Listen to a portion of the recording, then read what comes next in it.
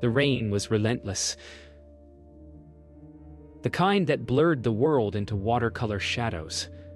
Ilara's car sputtered its last breath on the coastal road, headlights dying like fallen stars. The storm swallowed her panic as she stumbled through the downpour, coat clinging to her skin, shoes sinking into mud. When the lightning struck, it revealed a shape in the distance. A mansion carved into the cliffside, glass and stone gleaming against the storm's fury. She knocked once, twice, desperate. The door opened to a man with eyes the color of a quiet sea before dawn. Damien Vale stood framed by candlelight, his expression unreadable, voice deep and restrained. "You shouldn't be here," he said. Yet he stepped aside. The storm screamed behind her. Silence waited within. And in that silence something ancient stirred. A story neither of them had planned to live tonight. The mansion hums with silence as Ilara follows Damien down a long corridor lined with glass and shadow. Her footsteps echo, hesitant, tracing the path of strangers and ghosts. "You live here alone?" she asks softly. His reply is a low murmur. "I prefer it that way."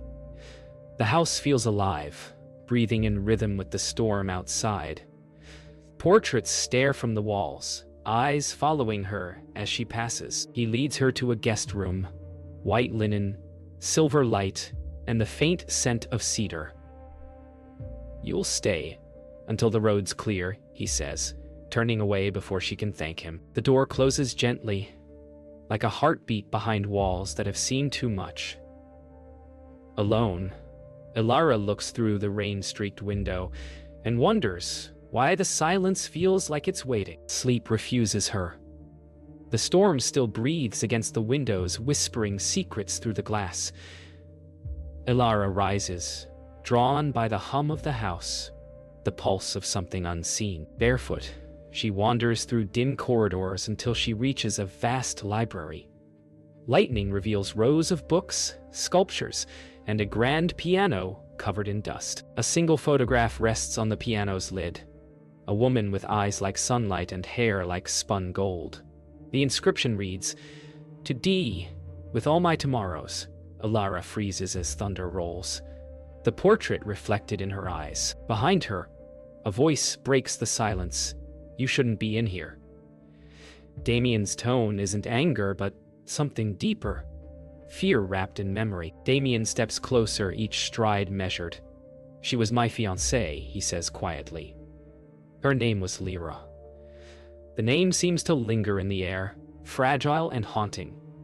Ilara lowers her gaze, the photograph trembling in her hands. "I'm sorry," she whispers, placing it back gently. The silence between them is heavy, intimate. The fire crackles in the corner, its warmth fighting the chill of confession. Damien's mask slips for a moment, revealing a man still buried beneath his own guilt. "The sea took her," he murmurs. "Right from the cliffs below this house." Ilara's breath catches. The storm outside roars in response, as if remembering her too. Later, in the quiet hours before dawn, Ilara sits by the guest room window, wrapped in a borrowed blanket. The rain has eased to a whisper, clouds thinning into gray silk. She can't stop thinking of him, the man who opened his door, yet keeps it locked around his heart. Below, the sea sighs against the cliffs, endless and restless. A soft knock startles her. Damien stands there holding a cup of tea, his expression uncertain. "You couldn't sleep either," he says. Their hands brush as she accepts it, and for a heartbeat, the storm outside is replaced by another, gentler, growing. Neither speaks. They only watch the horizon, waiting for a dawn that might rewrite everything. Morning breaks gray and brittle. The ocean mists climb the cliffs, brushing against Vale House like ghostly fingers. Ilara wakes to the faint aroma of coffee and the sound of distant piano keys. Following the music, she finds Damien in the solarium, glass walls dripping with condensation, sunlight trying to break through. His hands move over the keys with precision and melancholy. the melody echoing loss. "It's beautiful," she says softly. He stops, fingers hovering. "It's not mine," he replies. "She wrote it." The silence that follows carries more weight than words. Ilara watches him, realizing this house doesn't simply hold a man. It holds his grief like air. Later, Damien walks her through the east wing. Long corridors filled with unfinished architectural models and framed sketches. "I designed every inch of this house," he says, "but I never built the part that mattered." Ilara touches a drawing, an open terrace facing the sunrise, labeled Lyra's Garden. Her voice is barely a whisper. "You never finished it." He smiles faintly, bitterly. "Some things aren't meant to be finished." The words hang in the air as sunlight slices through tall windows, catching the dust, as if time itself remembers what he refuses to. That evening, the storm's memory lingers in her dreams. She wakes to faint music, not piano, but a humming sound from somewhere deep in the house. Curious, she follows it down a narrow staircase, bare feet, silent on cold stone. At the bottom, she finds a cellar lit by a single flickering bulb. Inside, shelves of wine, paintings wrapped in linen, and a locked iron door. The humming stops. Her reflection shivers in its surface, distorted by dust. She reaches out, but before her fingers touch, Damien's voice echoes softly behind her. That door stays closed. Dinner passes in silence. The fire burns low, casting long shadows across the dining room's polished mahogany table. Damien eats little. His thoughts seem miles away. Ilara breaks the quiet. "You said you designed this house. What was it meant to be?" He hesitates, then answers, "A promise." She tilts her head. "To her?" He looks up, eyes glinting with something fragile. "To myself, that I could keep something alive."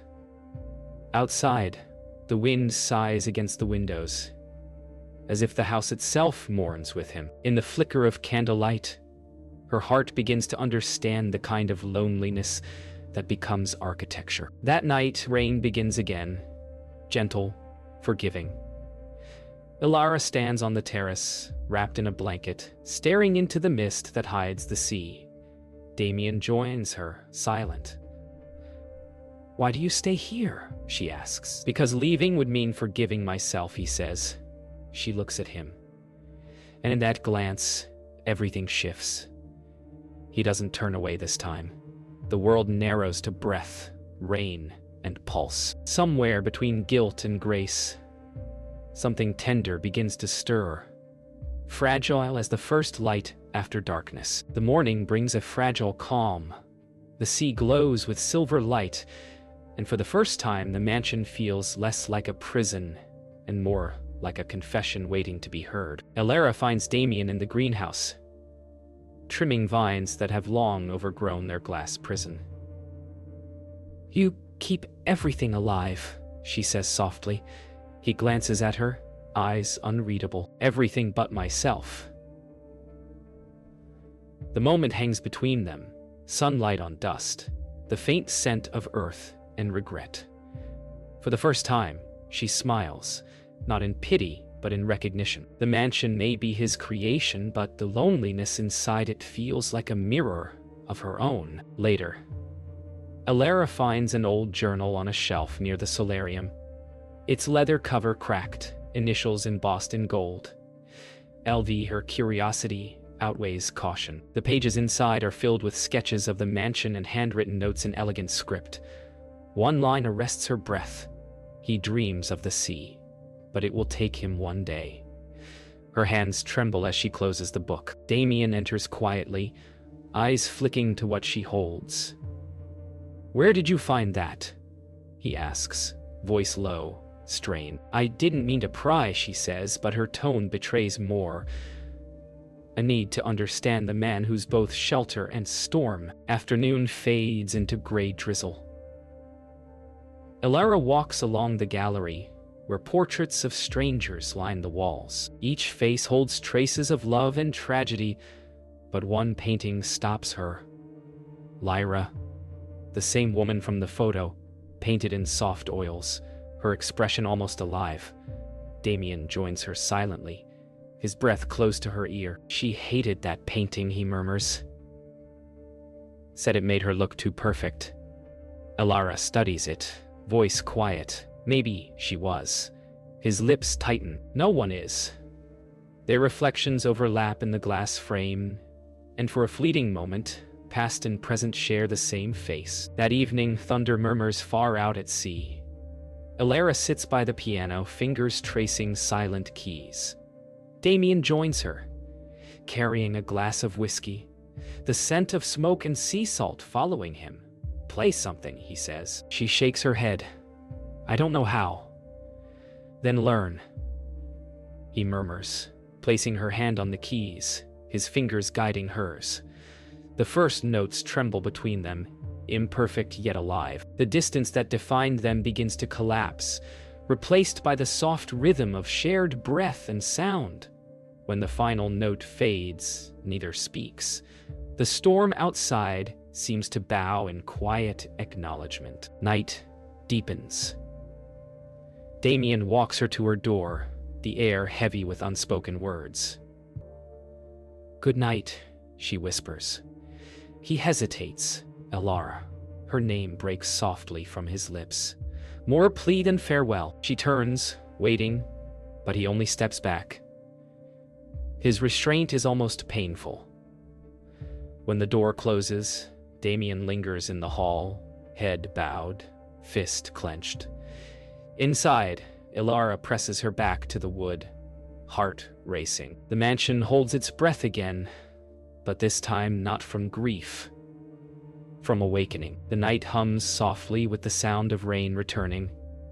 In the great room, candles flicker like trembling stars, reflecting off glass and shadow.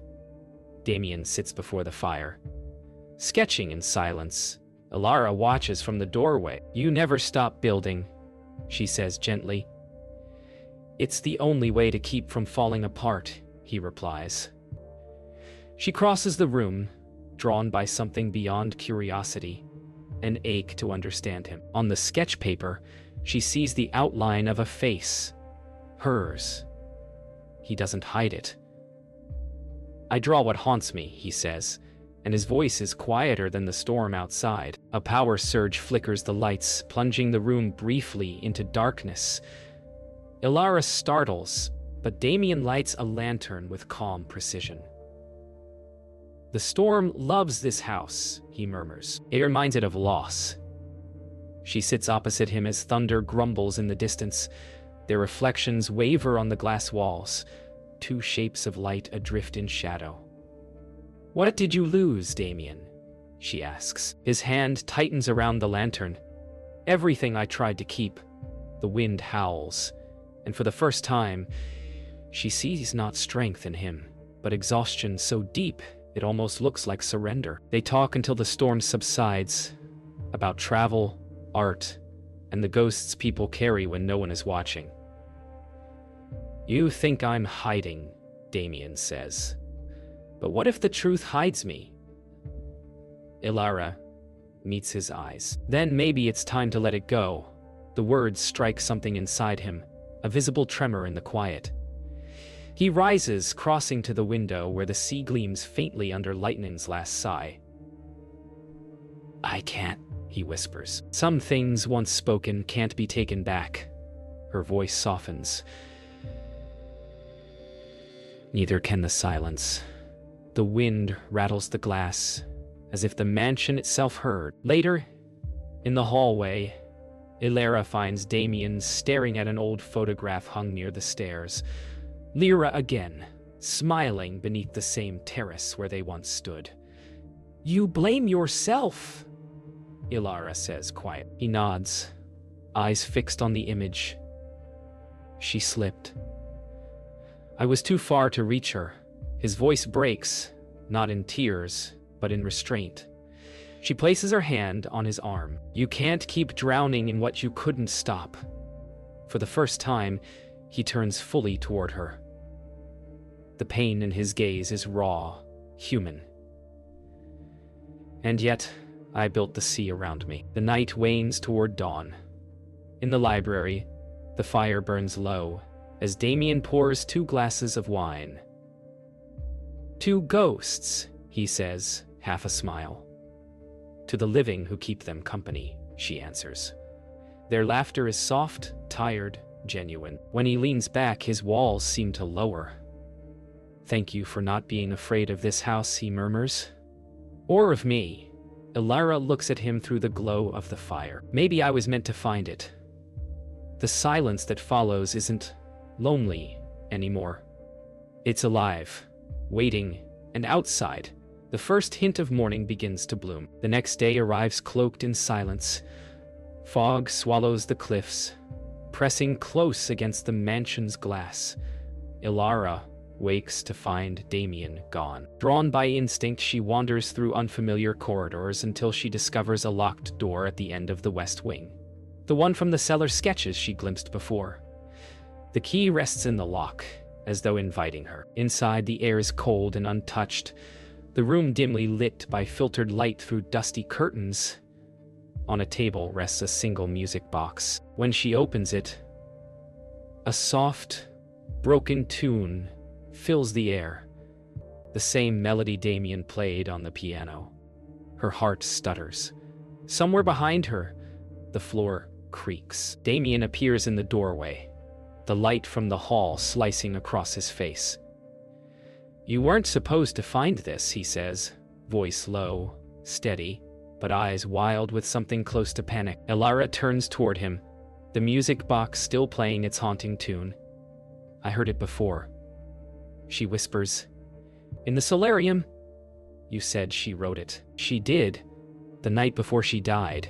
His hands shake as he closes the lid, silencing the melody. I couldn't destroy it. It's the only piece of her left untouched. Ilara's voice softens. You don't have to destroy it. You just have to forgive yourself later. As rain begins again, Damien finally speaks the truth. She didn't fall, he says quietly. Eyes lost in the firelight, she ran. We argued that night, about this place, about me. I built walls even then. She said the sea would love her more than I ever could. I followed her to the cliffs. But I was too late. His voice breaks, the words raw and stripped of defense. Ilara listens, tears glimmering. You've been punishing yourself ever since. Damien laughs faintly. No joy, only disbelief. Grief was easier than forgiveness. The thunder outside rumbles like distant applause for a confession too long rehearsed. The confession lingers long after the storm has faded. Ilara walks alone through the corridors, the mansion humming with echoes of everything it's heard. She stops before the gallery painting of Lyra. But now, the face seems different, almost serene. Damien joins her silently. She wanted me to finish the terrace, he says, but I couldn't bear to touch it again. Ilara looks toward the window where the dawn light touches the horizon. Then let's finish it together. He studies her, disbelief softening into something fragile and new. For the first time, the house feels less haunted. That evening, Damien unlocks the terrace door for the first time in years. The rain has stopped. The world smells of salt and renewal. Together, they step outside. The stone terrace is cracked but beautiful, vines curling along its edge. Ilara kneels to clear debris, her hands trembling in the wind. Damien watches her, a quiet awe overtaking grief. You're not rebuilding for her, she says gently. You're rebuilding for yourself. His eyes meet hers. Steady this time. No, he whispers, for us. The sea roars approval, and the wind carries away the mansion's last lingering sorrow. The next morning, the sky is low and gray. The terrace lies open now, fragile with new beginnings. Damien stands there alone, hands dusted with stone, staring at the sea. Elara watches from the doorway, her heart pulling toward him and away at once. "You can't live out there," she says softly. "You'll always come back here." He turns, his voice quieter than the wind. "I don't know how to leave." The honesty in it cracks her.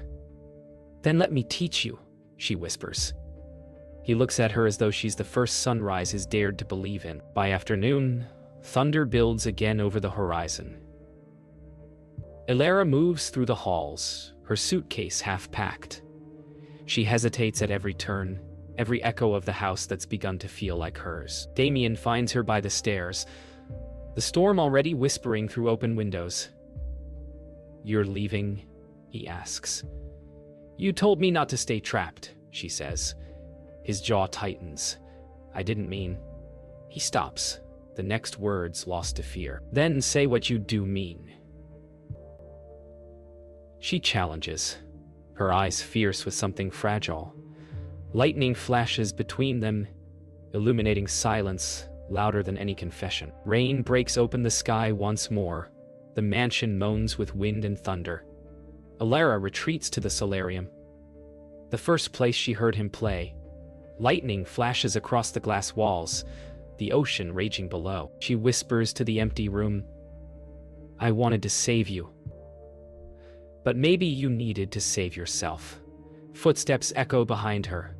Damien enters, drenched, hair dripping rain. "You think I don't want to?" he says, voice trembling with restraint. "Every time I look at you, I remember what I lost, and what I'm afraid to lose again." The thunder swallows his words. But she hears the truth beneath them. Love, trembling like lightning. The storm tears across the cliffs, shaking the mansion's windows. Damien reaches for Elara as the lights flicker and die. "You can't go now," he says, desperation raw in his tone. "If you leave, this house will go back to sleep, and I'll vanish with it." She takes his hand in the dark. "Then wake up."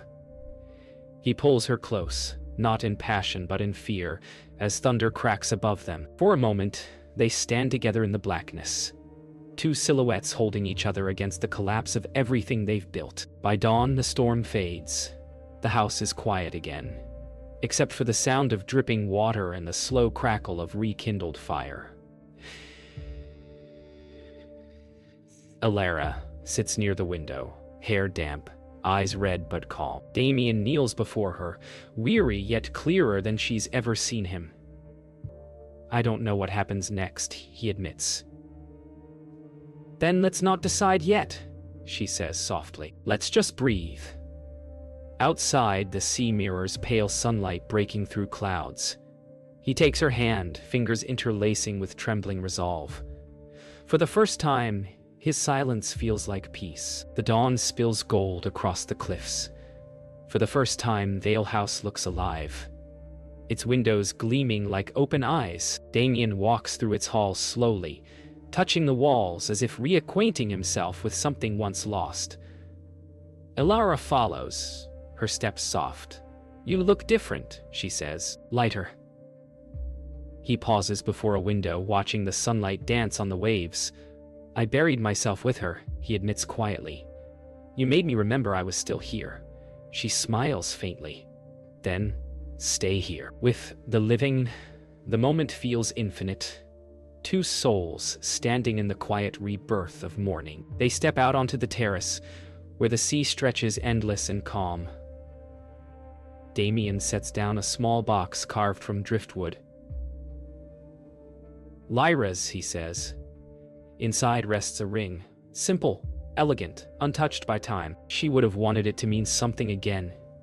He places it in Elara's hands, but she shakes her head gently. "It already does. It means you let go." The sun climbs higher, warming their faces. Damien closes the box, then tosses it into the sea. The wind carries it away like an answered prayer. They return inside, where breakfast waits untouched on the long dining table. Alara traces her fingers over the wood.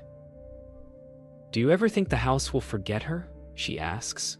Damien looks around, eyes soft. "No, but maybe it'll stop hurting to remember." He pours coffee, the ordinary act carrying quiet holiness. "You could stay," he adds after a moment. She meets his gaze, steady. "Only if you promise to live," he smiles, small but real. "For the first time, I want to." Later, Alara writes in her journal by the window, the sea a shimmering canvas below. Damien reads nearby, silent but content. The mansion hums gently, alive in its stillness. She closes her notebook.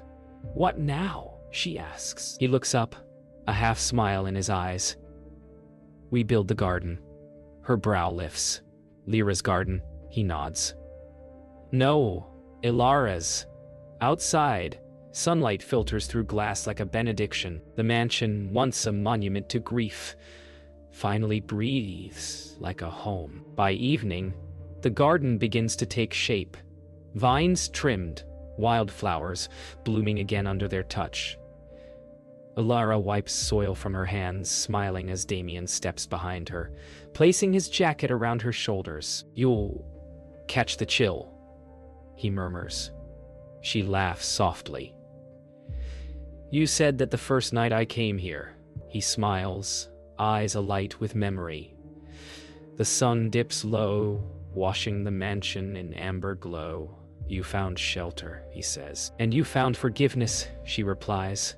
Their hands intertwine as the light fades. The ocean roars beneath them, endless, forgiving.